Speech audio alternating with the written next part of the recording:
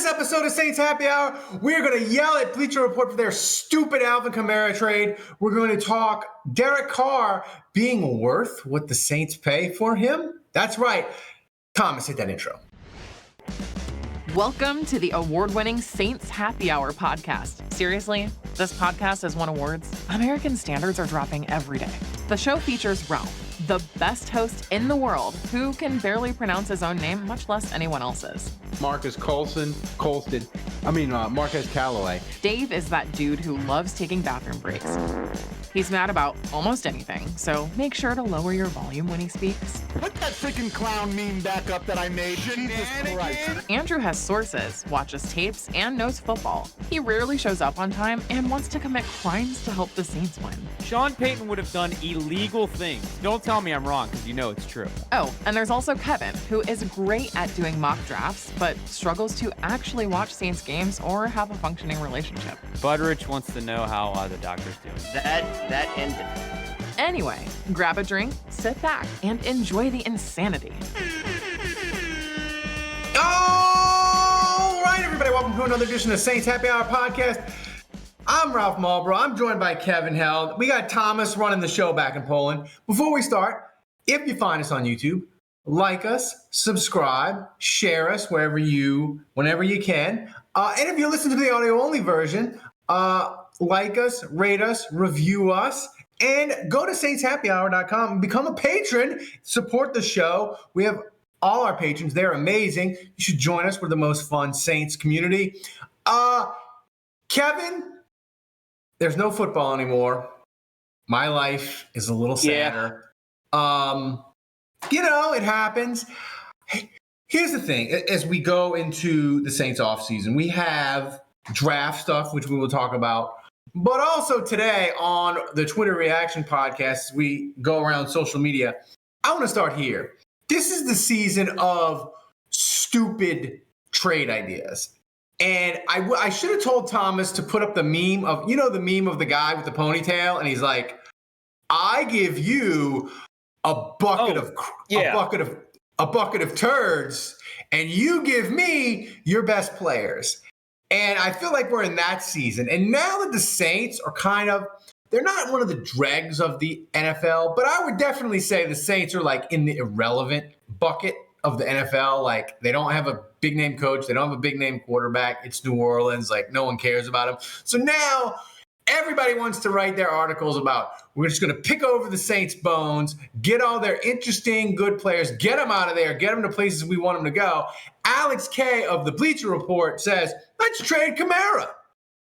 Okay, I'm like, maybe. But then, even worse than that, he's like, let's trade Kamara for a 7th round pick. My brother in Christ, Alex, could you spend 20 seconds at Over the Cap? Just 20 seconds. And be like, if the Saints trade Alvin Kamara, it's a gigantic cap hit either before or after June. And you want the Saints to take a gigantic cap hit and get nothing.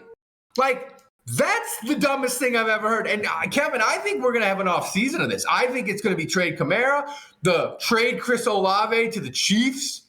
Believe me, that's coming down the pike. Lattimore trades. Like, everybody just wants to pick over the Saints roster like a bunch of crows. And it annoys me to no end. At least if you're going to propose the Saints trading their good players, give me something tangible back, not, hey, clap for him if he wins the Super Bowl with the Ravens. No, Alex. And it annoys me to no end, and that's where I want to start our Twitter reaction. I hate these. Okay, so if they were to cut Kamara, before June 1st, the dead money would be $17.2 million. Cap savings would be $1.5 million.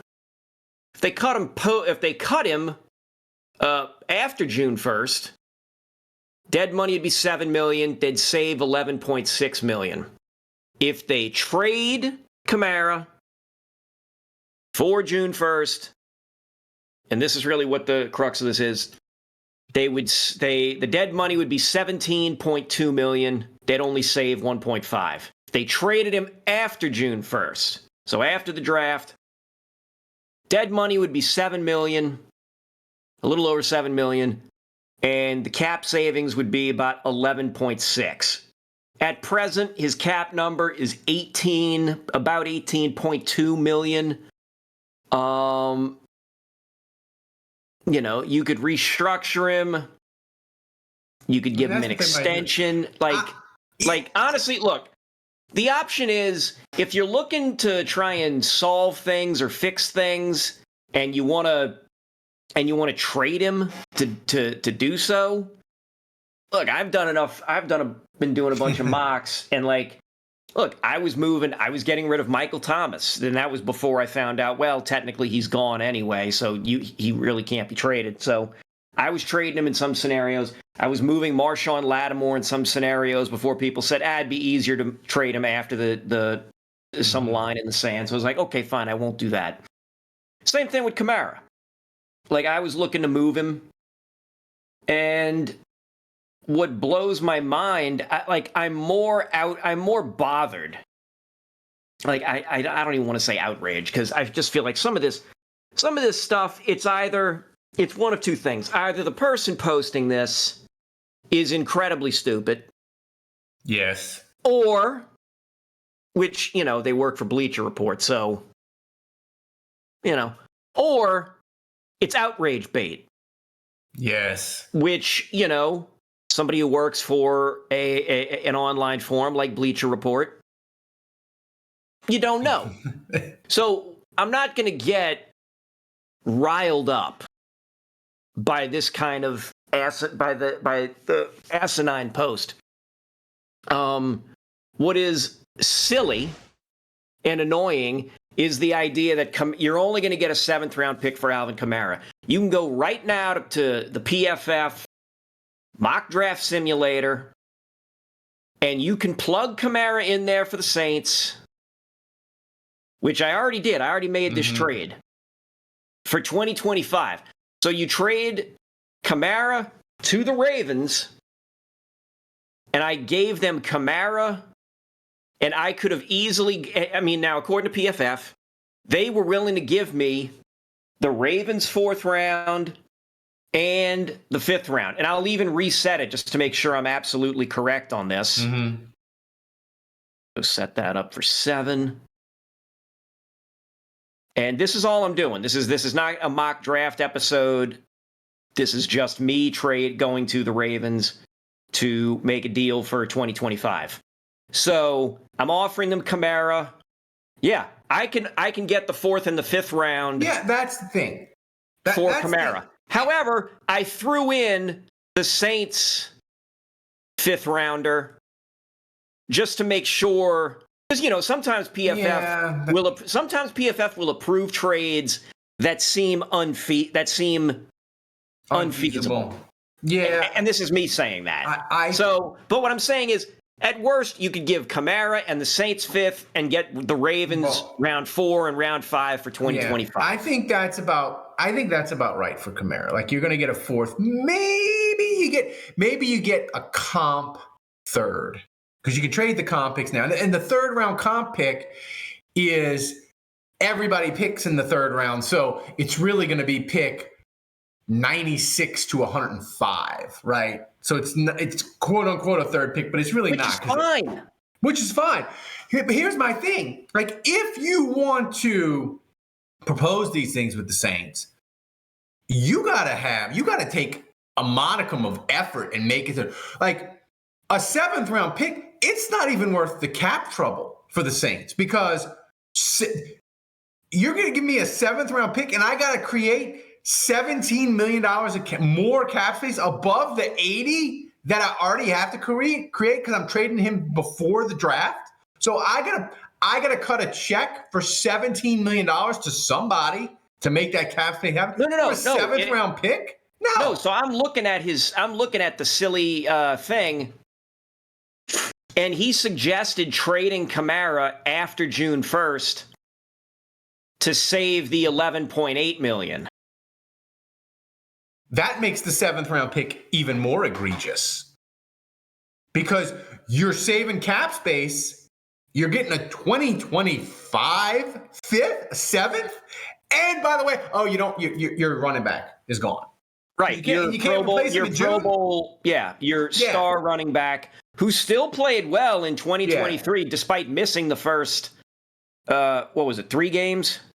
Yeah, and listen, Kamara is not what he was, and I will be fully transparent. My anger and vitriol at Bleacher Report and Alex Hay, not just because it's stupid and it's a trash article. That's part of it. But also part of it is, of all the Saints players, probably of all of them from the 2017 draft, and I don't think this is just me, the one that we're the most emotionally connected to as Saints fans is Kamara. Yeah. Of all the 2017 draft, there's nobody else that we're as emotionally connected to. Not Lattimore, not Marcus Williams, who's already gone, not Ramczyk, not Hendrickson, none of them.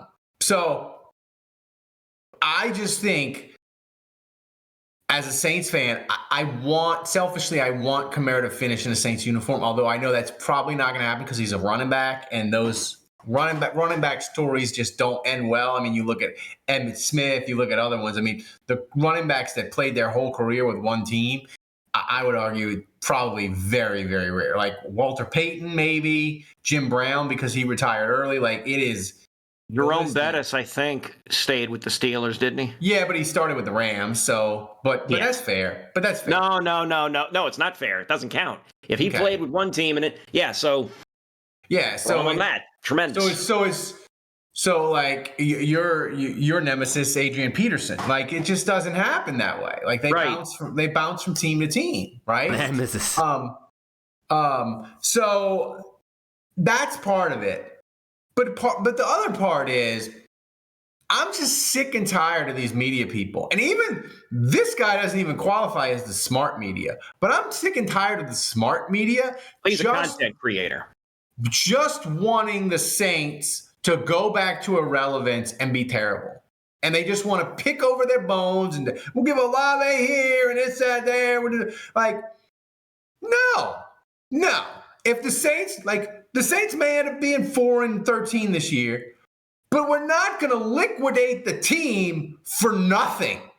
And it just infuriates me to no end. I know I shouldn't care about it. I know I should be more like you, Kevin, but the trade is insulting, but I take it as an insult to New Orleans Saints fans. They're basically telling us, get bent, you're irrelevant, we're going to pick you over, you're going to be a farm team for the rest of the good teams in the NFL.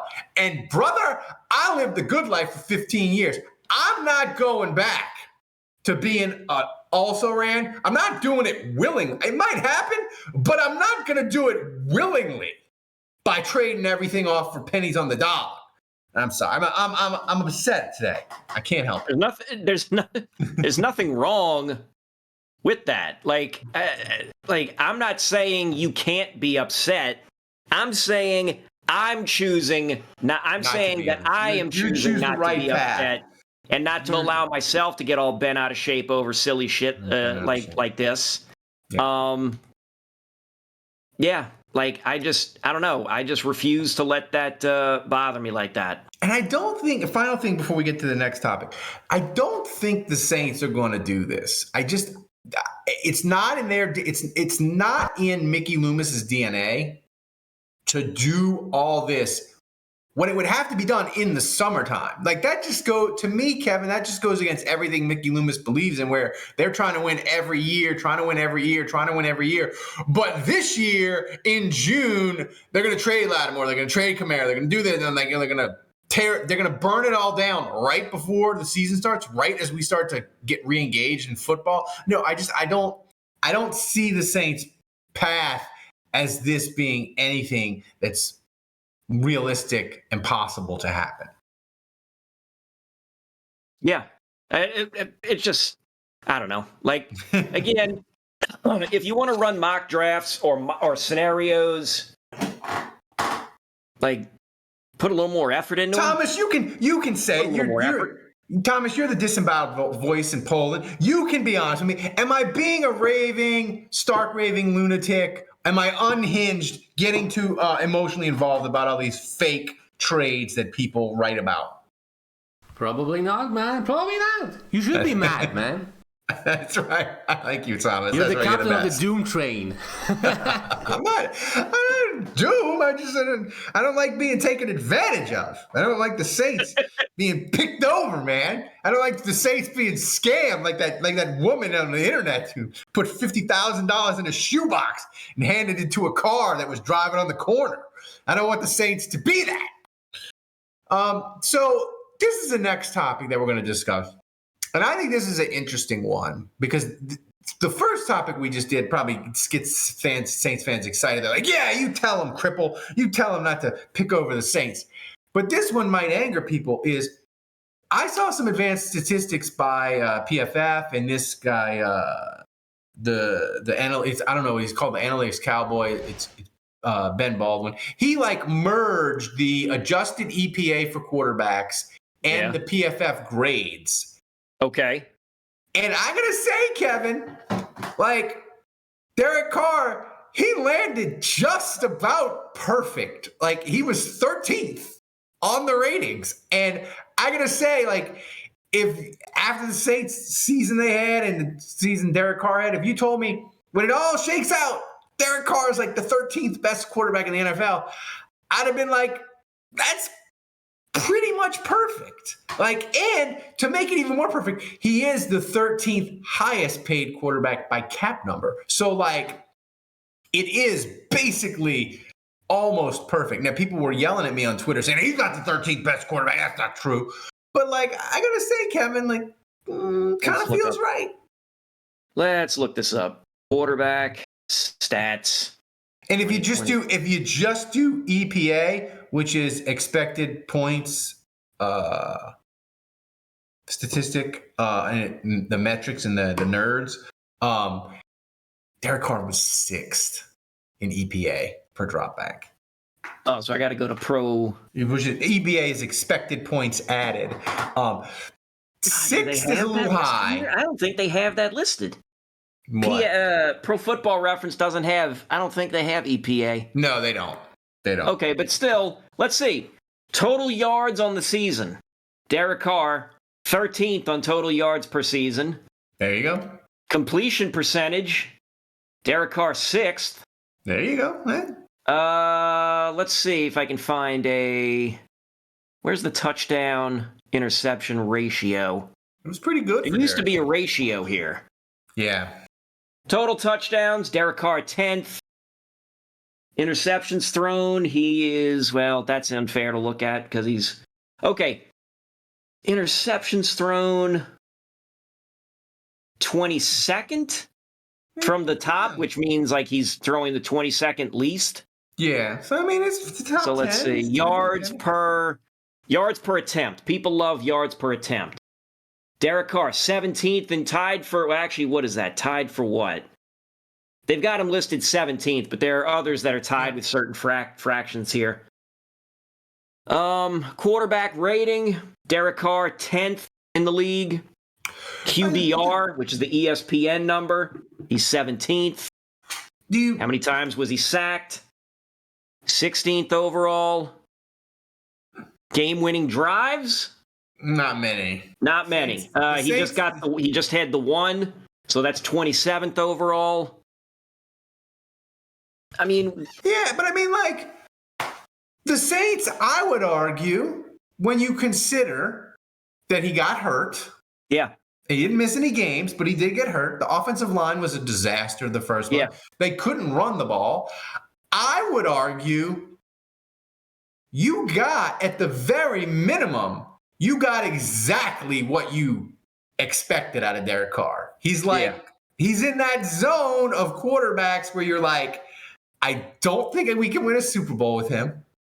Everything kind of has to go right for him to be good and be a playoff team.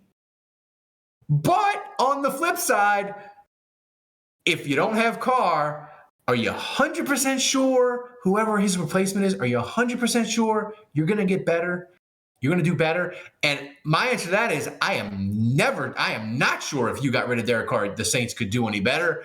So it's like, to me, like, it proved that the Saints getting Derek Carr, maybe you could say it was bad because they didn't win the division and all that. But as far as like the player himself, like, he delivered like what he's always delivered. Look, Derek Carr, the person, may not be your cup of tea, and it's like, I get it. He rubs some people the wrong way, and like sometimes I look at the guy and I scratch my head. But again, what you got on the field, like,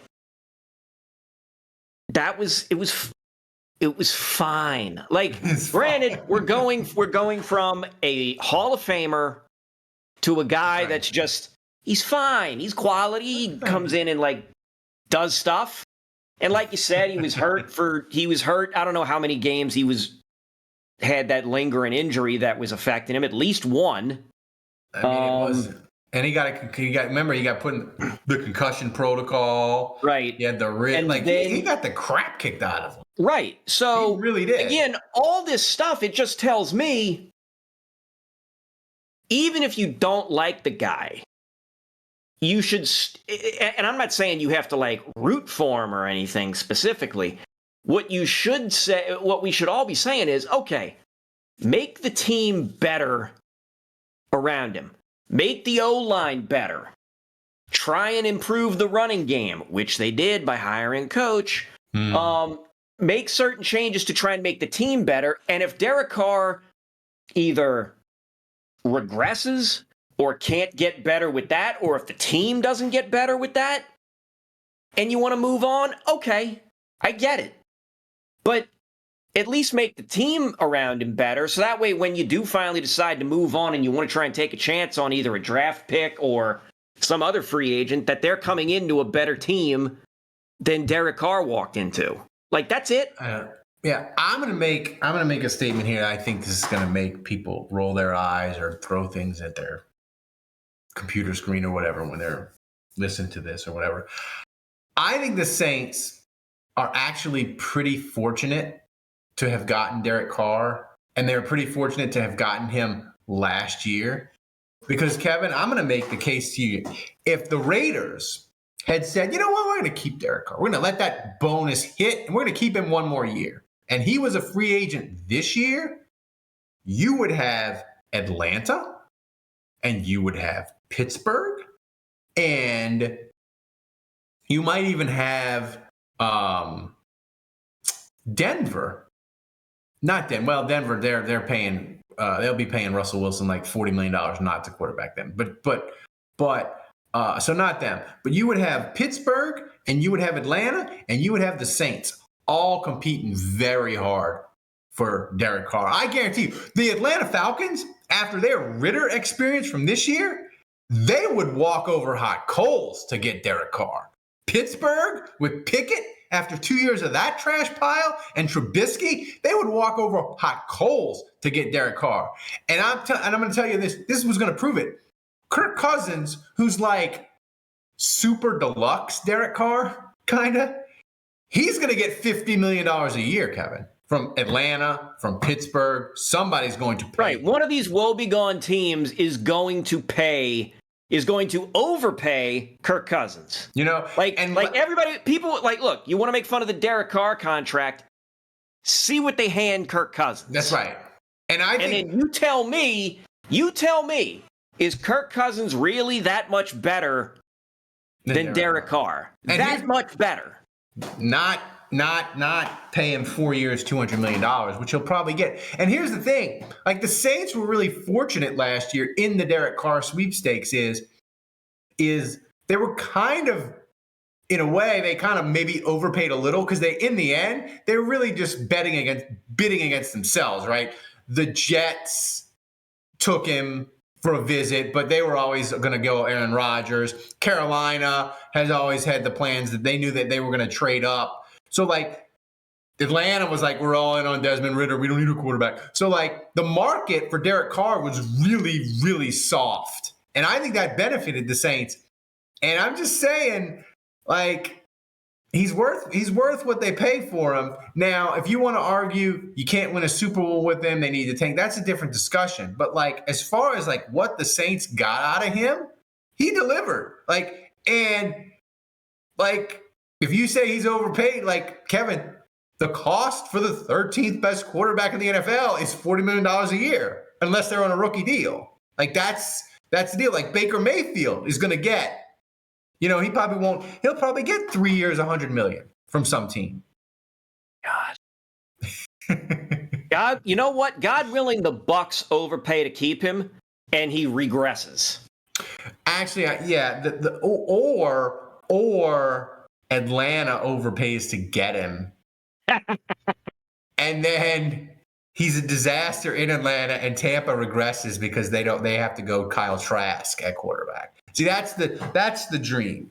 But guys, this has been our Twitter reaction pod. I don't know what we'll title that, but Thomas, title this podcast Bleacher Report is Stupid with Kamara Trade. That's the title of this podcast. So yeah, I'm sure we won't get a bunch of those goofballs in our mentions coming after us. I can handle. It's not us. We make Thomas handle all the comments on YouTube. So thanks for joining us. Support the podcast. Everybody that does support us, we thank you. Go to saintshappyhour.com. Become a patron if you're not. Thanks to Kevin. Thanks to Thomas for running the show back in Poland. I'm Ralph. Until next time, the bar is closed.